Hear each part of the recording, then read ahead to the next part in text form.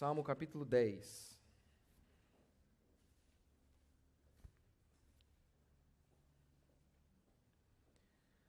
Salmo capítulo 10. Salmo capítulo 10. Todo mundo achou aí? Vamos lá então. É um salmo de Davi.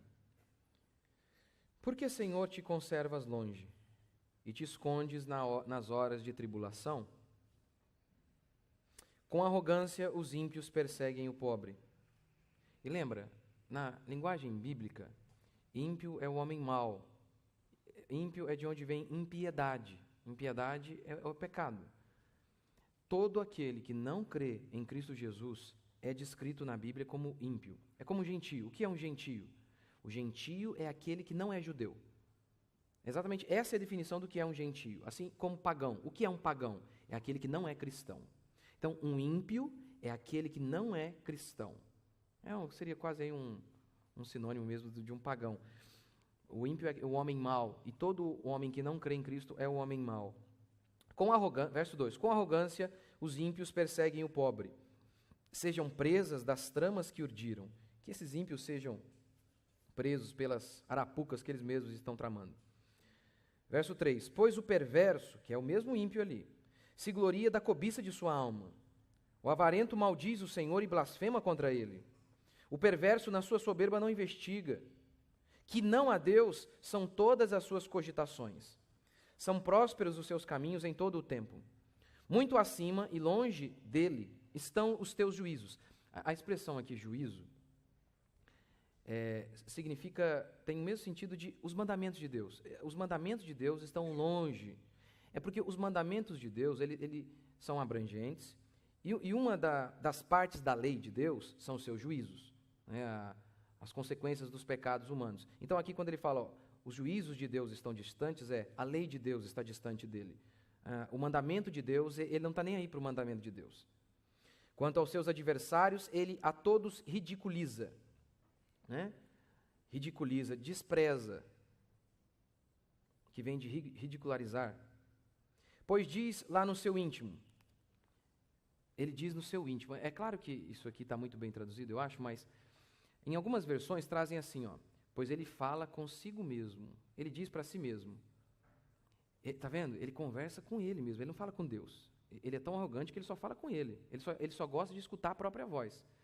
Mas aqui, pois ele diz no seu íntimo. Quando você fala lá no seu íntimo, você está falando consigo mesmo, né? Consigo. Vamos lá, com você. Jamais serei abalado. É isso que ele diz. Eu jamais vou ser abalado. De geração em geração. Ou seja, pode passar o tempo e eu vou continuar firme. Nenhum mal me sobrevirá. William, está um pouco alto, acho aqui o meu retorno. A boca ele a tem cheia de maldição, enganos e opressão debaixo da língua, insulto e iniquidade. Põe-se de tocaia nas vilas, trucida os inocentes. Olha o verbo que ele usa, hein? Trucida. Não é apenas que ele mata os homens maus, ele trucida, com ares de violência. Trucida os inocentes. Nos lugares ocultos, seus olhos espreitam o desamparado. Ele está de emboscada, como o leão na sua caverna. Está de emboscada para enlaçar o pobre. Apanha-o na sua rede, o enleia. Abaixa-se, rasteja. É tipo um animal de caça mesmo, né? Abaixa-se, rasteja, em seu poder lhe caem os necessitados. Diz ele no seu íntimo, mais uma vez, a expressão aqui ele fala com ele mesmo. Deus se esqueceu, virou o rosto e não verá isto nunca. Deus não vai ver a minha maldade, é o que ele está dizendo. Verso 12, o salmista então clama, levanta-te, Senhor, ó Deus, ergue a mão, não te esqueças dos pobres. Por que razão despreza o ímpio a Deus, dizendo no seu íntimo que Deus não se importa? Verso 14, do verso 14 em diante, ele vai mudar a chavinha aqui. Agora ele vai dar a esperança para o crente. Até o verso 13, ele está narrando o que ele está enxergando. A injustiça prevalecendo. O homem mau oprimindo o homem bom. Agora do verso 14 em diante, a chavinha é mudada e a esperança começa a raiar. Tu, porém, o tens visto. ele começa a dar a resposta para a pergunta que ele mesmo fez. Senhor, o Senhor não vê? O Senhor está distante de nós, pobres e desamparados? O Senhor não vê? A resposta é, Deus vê. Verso 14, tu tens visto, porque atentas aos trabalhos e à dor, para que o possas tomar em tuas mãos. A ti se entrega o desamparado, tu tens sido o defensor do órfão. Quebranta o braço do perverso. A ideia do braço, de quebrar o braço, é no braço que está a força, e onde ele efetua a maldade. Então Deus, ao quebrar o braço, está quebrando a força do ímpio. Quebranta o braço do perverso e do malvado, esquadrinha-lhes a maldade. Esquadrinha, Deus investiga minuciosamente o coração do homem maligno e o arrasa, até nada mais achares. O Senhor é Rei eterno. Da sua terra somem-se as nações. Deus extermina nações malignas. É isso que ele está dizendo. Leia lá Jeremias, Isaías. Quantas vezes Jeremias diz, sua nação será exterminada, não vai sobrar nada, porque vocês são malignos. Ou seja, ele está dando uma resposta à pergunta que ele fez. O Senhor não vai fazer nada diante da injustiça que está acontecendo, e ele está dando a resposta. Deus vai fazer porque ele já fez. Ele extermina esses homens malignos. Verso 17. Tens ouvido, Senhor, o desejo dos humildes. Tu lhes fortalecerás o coração e lhes acudirás, para fazeres justiça ao órfão e ao oprimido, a fim de que o homem que é da terra, ou seja, esses homens que não são celestiais, esses homens malignos, que eles são apenas deste mundo, o homem que é da terra já não infunda terror. Até aí. Eu tenho aconselhado sempre aqui, né? Você, vou até falar disso no Clube do Livro, fica preocupado em às vezes entender um livro inteiro, dizer que leu o livro todo, mas não entendeu nada, que adianta?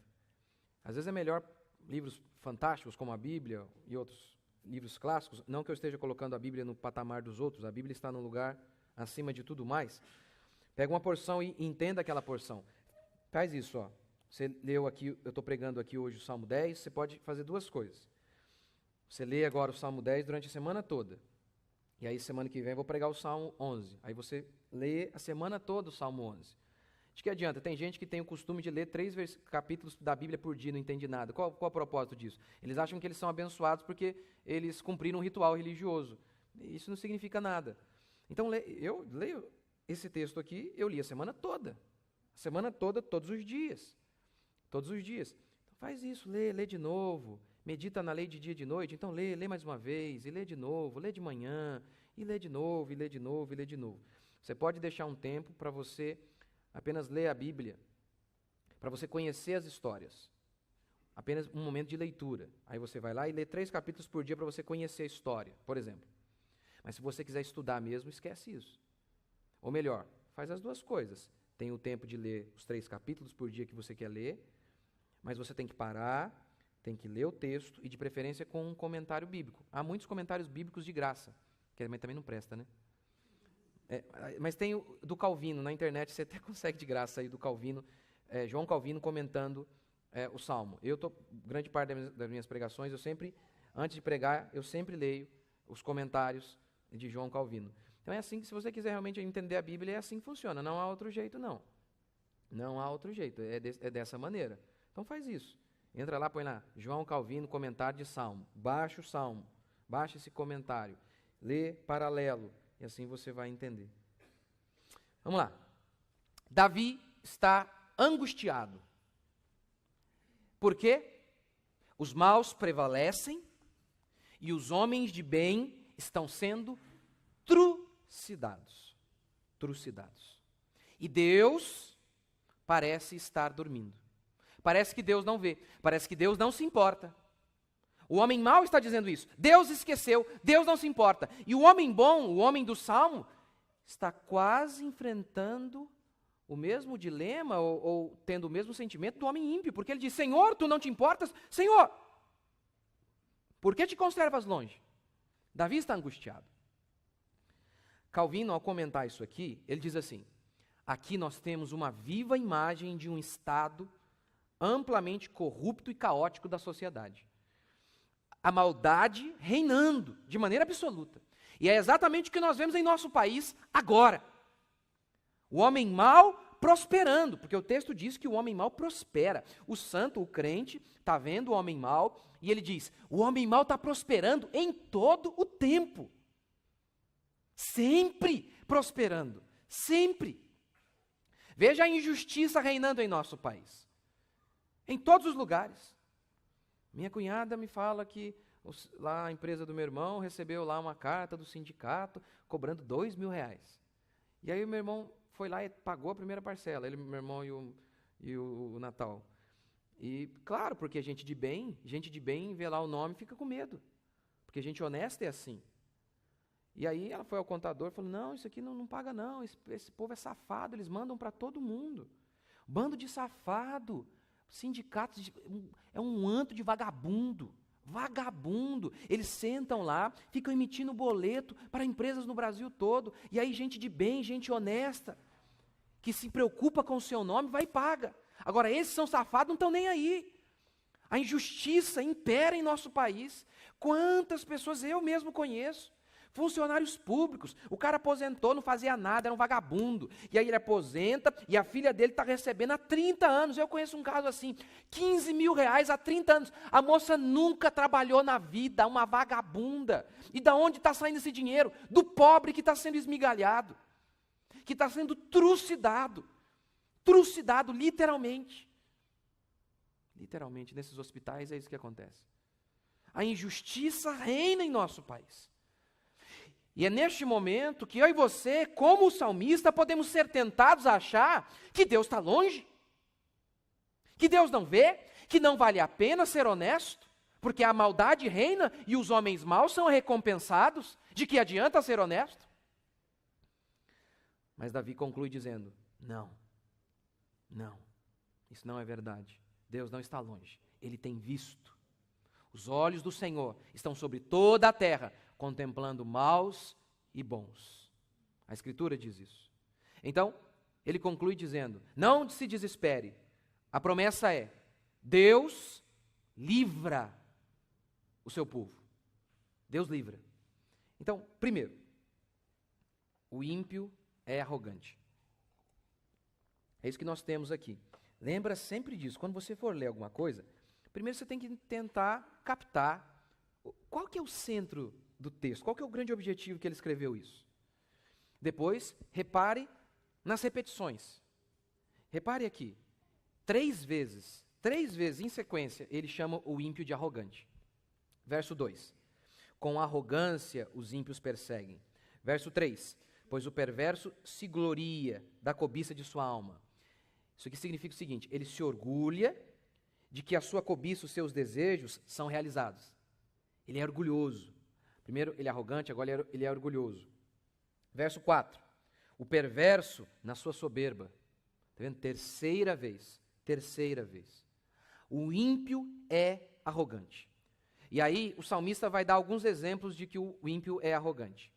Primeiro, o salmista fala com Deus. O salmista ora a Deus. Ele diz: Senhor, por que tu estás longe? O ímpio não. O ímpio fala consigo. O ímpio fala com ele mesmo. Por quê? Porque ele é o Deus dele mesmo.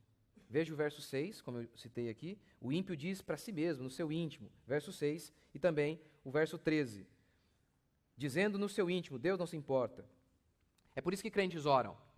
Porque crentes falam com Deus. Crentes sabem que existe um Deus que não é Ele. Que não são eles.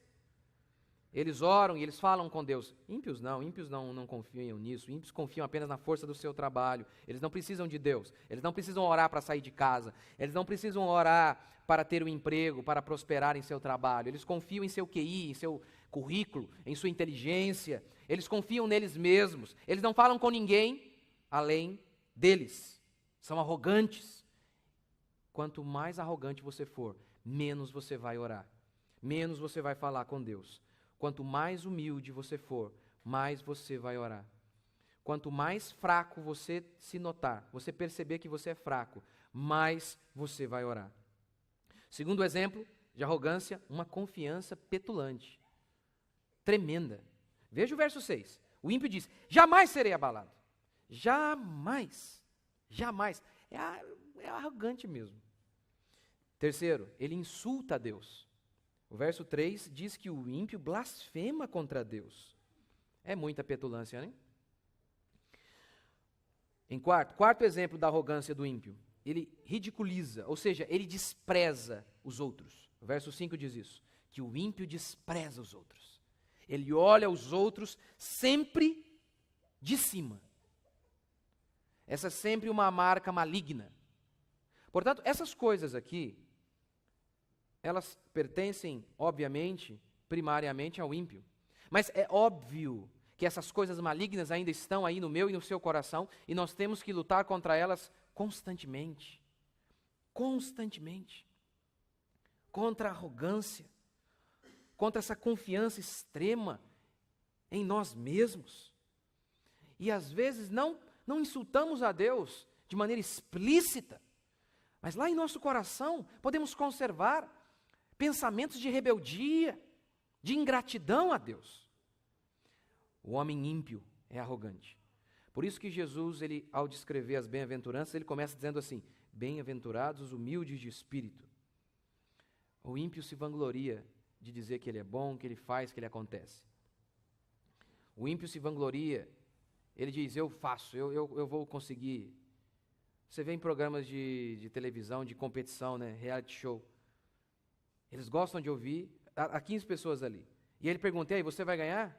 E aí os caras que organizam o programa sempre gostam de ouvir o quê? Sim, eu vou ganhar. Espera aí, há 15 pessoas ali. E como você sabe que você pode ganhar? Mesmo que você seja bom, existem mais 14 ali.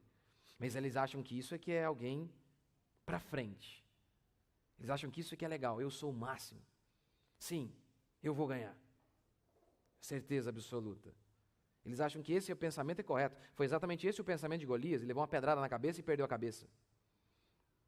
Arrogância é uma marca maligna e ímpia. E com certeza ainda está em nós. E nós precisamos lutar contra ela. Segundo, o ímpio despreza a Deus. O texto aqui diz assim, o ímpio, no verso 4, o ímpio ele não investiga. Ele não para pensar em Deus. Não. Veja o que o texto diz, verso 4, não investiga. Ele não para pensar. Que não há Deus são todas as suas cogitações. Isso aqui significa que o ímpio, que ele é ateu? É isso? Será que é isso que ele quer dizer, que o salmista está querendo dizer? Que o ímpio não acredita em Deus de forma alguma? Não. Não, isso aqui não é um ateísmo deliberado, não é. Por quê? Porque logo em seguida, o salmista vai dizer o que o ímpio pensa. E o ímpio diz assim: Deus não se importa. Ora, peraí. Se ele acha que Deus não existe, ele não pode dizer isso, que Deus não se importa.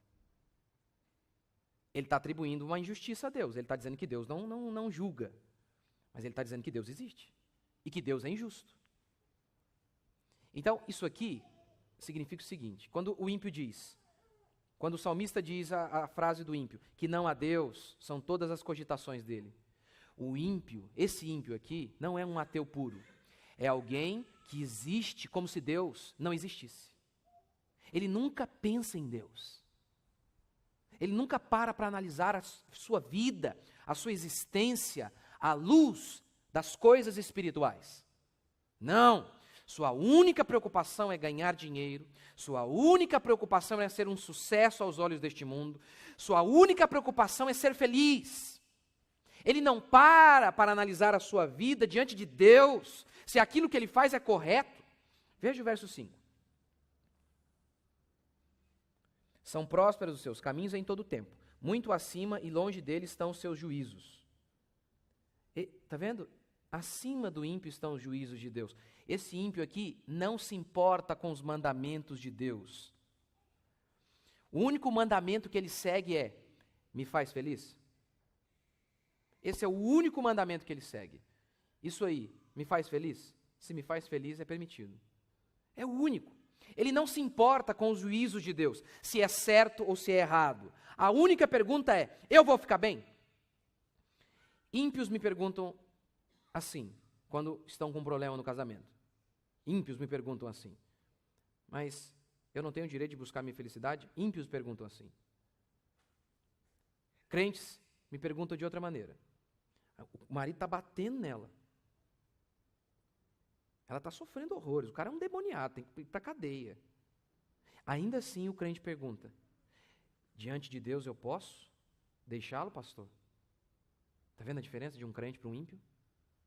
Um crente sempre quer saber, é lícito o que Deus diz acerca disso. Ímpios não estão nem aí para isso. A sua lei são as paixões carnais de seus corações. Daí então você pode ver que há muitos cristãos que são ímpios, completamente ímpios.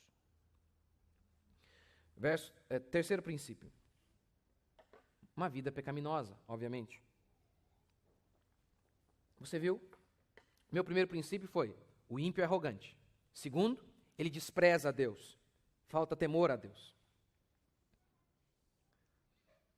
O ímpio aqui está insultando Deus e trucidando o próximo. É o que o texto diz. Ele peca contra o primeiro mandamento e contra o segundo. Ele não ama a Deus e nem o próximo. Ou seja, esse ímpio é a exata expressão da maldade. Por quê? De onde vem a sua maldade? De sua arrogância, de sua falta de temor de Deus e de sua prosperidade. O texto diz aqui, são prósperos todos os seus caminhos. Quando você junta arrogância com falta de temor e dinheiro no bolso, você tem um homem maldito. É por isso que alguns antigos diziam, quando os deuses querem te destruir, eles te dão 40 anos de pura prosperidade.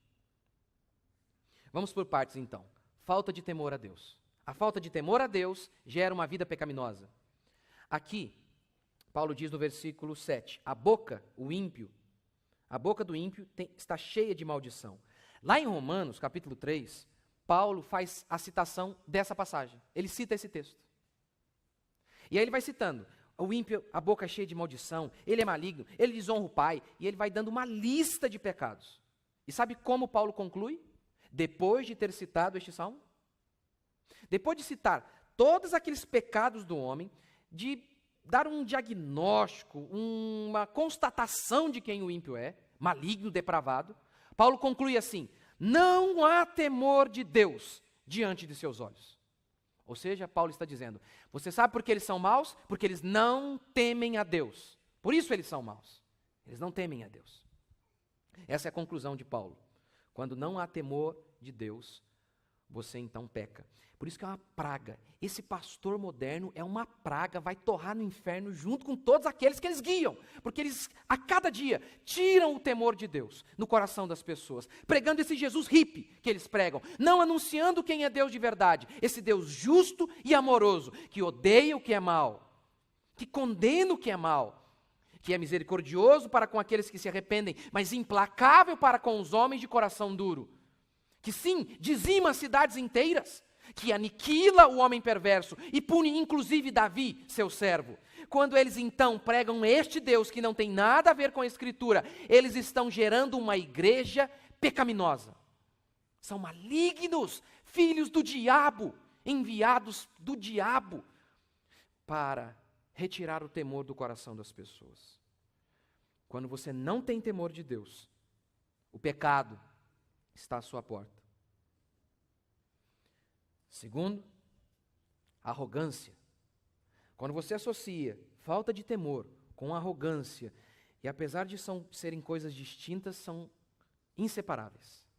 Inseparáveis. Calvino, ao comentar isso aqui, diz, a arrogância é a mãe de todos os males.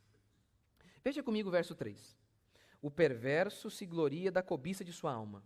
O que isso significa? Você pega o versículo 3, junto com o verso 5, que diz que são prósperos todos os caminhos do ímpio. E aí você entende esse versículo aqui. O perverso se gloria da cobiça de sua alma. Ou seja, ele se orgulha de que todos os seus desejos depravados são atendidos. Esses ímpios aqui não passam desejo, não. Eles praticam suas orgias, suas fantasias, eles fazem tudo o que dá na telha. E eles se orgulham disso, se vangloriam disso, são arrogantes. Calvino, comentando isso aqui, diz assim: os ímpios lisonjeiam e aplaudem a si mesmos, enquanto a sorte lhes sorri, e obtêm o que almejam, e desfrutam de tudo quanto desejam. É impressionante como eu e você, inúmeras vezes, achamos que, quando tudo dá certo, isso é a grande prova de que Deus está com a gente. Que se alguma coisa dá errado, se alguma dificuldade nos sobrevém, é porque Deus não nos ama. Esses homens são depravados, esses homens são malignos, e tudo está dando muito bem para eles. E esta é a desgraça deles. Quando os deuses querem nos destruir, eles nos dão apenas prosperidade, porque não há algo mais destruidor, mais sem esperança para um homem mau, do que enchê-lo de prosperidade. Pense naqueles homens lá do mundo, aqueles famosos, depravados, que dormem com meio mundo, que fazem o que dá na telha, e eles continuam indo muito bem. E aí você acha, poxa, Deus não está vendo isso? Deus não está vendo isso? Meu amigo, Deus está dando corda para ele se enforcar. Pare de acreditar na maldita teologia da prosperidade. É por isso que a teologia da prosperidade é tão difundida. Essa ideia de que a prosperidade é o sinal da bênção de Deus. Se eu sou próspero, Deus está comigo. Se tudo dá certo, essa é a prova que Deus está comigo. Nós temos um homem ímpio aqui, maligno, depravado, sanguinário, que trucida os outros e está prosperando sem parar.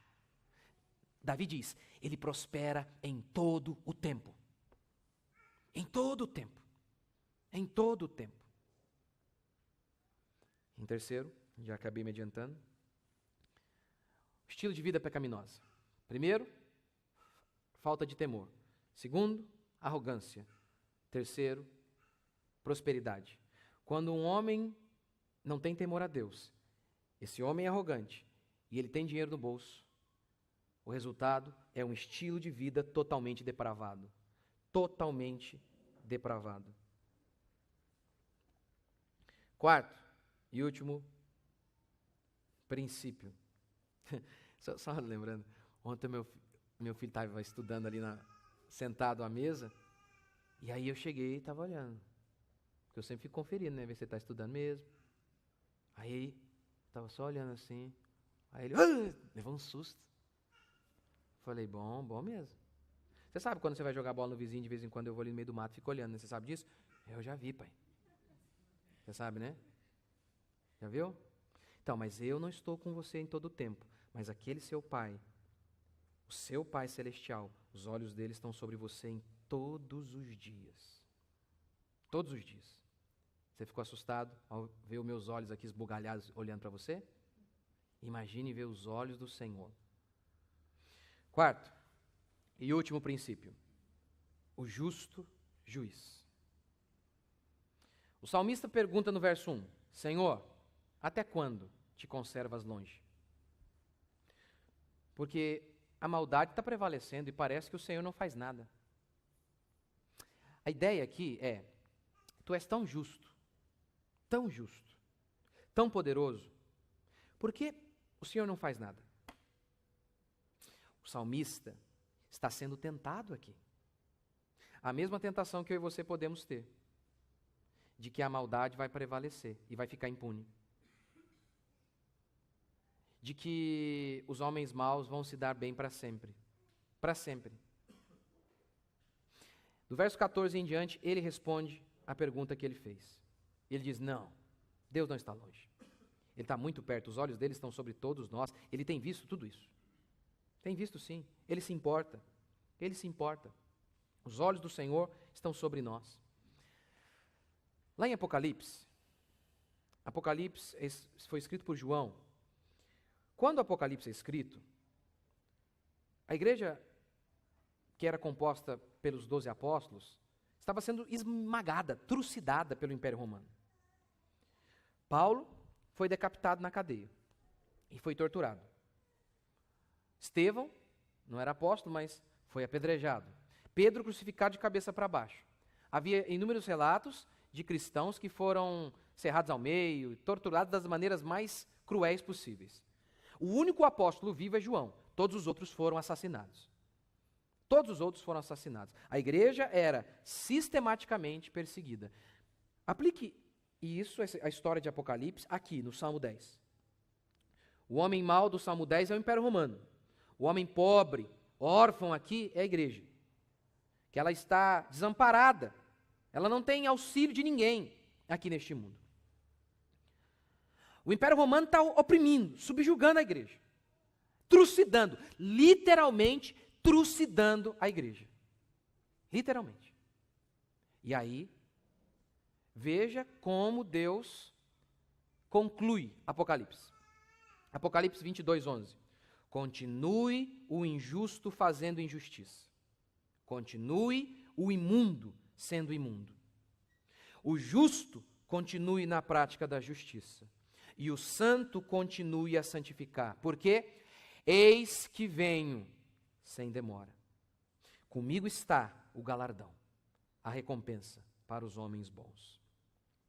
O império maligno, o império romano maligno, está esmagando a igreja. O que sustenta a igreja? A crença de que Deus vem. E ele veio. Ele veio. O Salmo 10 se cumpriu. O texto diz: as nações somem. Somem.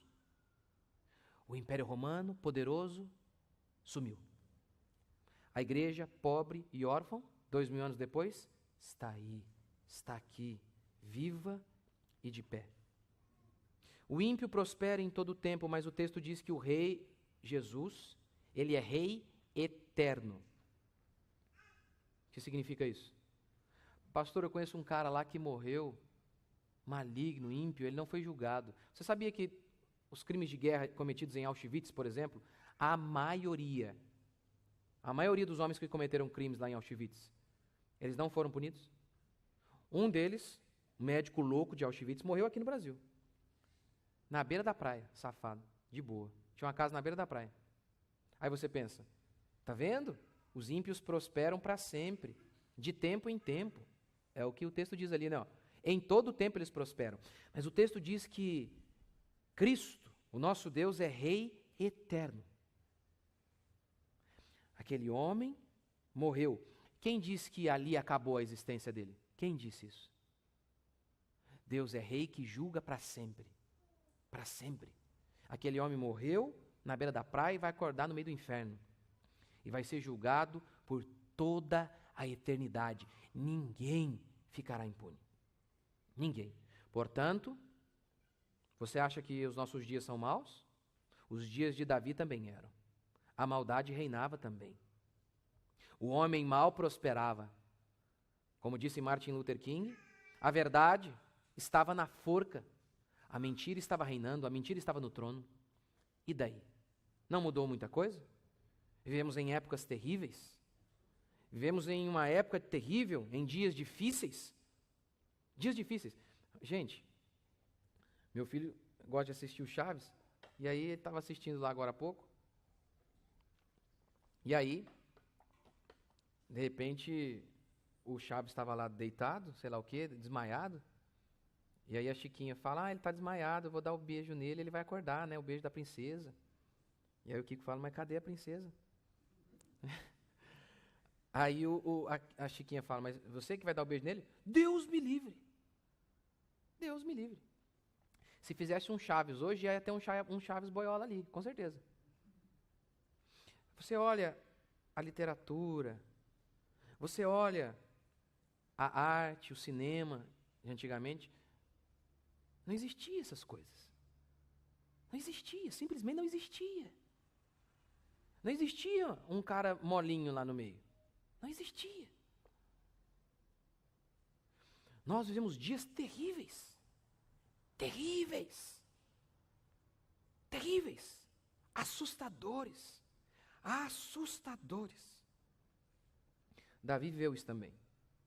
Davi viveu assim também. Não é novidade para nós. Nós, povo de Deus, já estamos acostumados a sermos luz em meio às trevas, a sermos a exceção. Estamos acostumados a andar contra a maré. Estamos acostumados a seguirmos solitariamente, enquanto todos vão para o buraco. Nós, firmemente, mantemos a bandeira do Evangelho na direção oposta. Isso é ser cristão. Não desanime. Não desanime porque a maldade está reinando. Isso é apenas por um momento. Esses homens maus serão julgados e os homens bons serão recompensados, porque Deus é o Rei eterno que julga todas as nações. Vamos ficar de pé?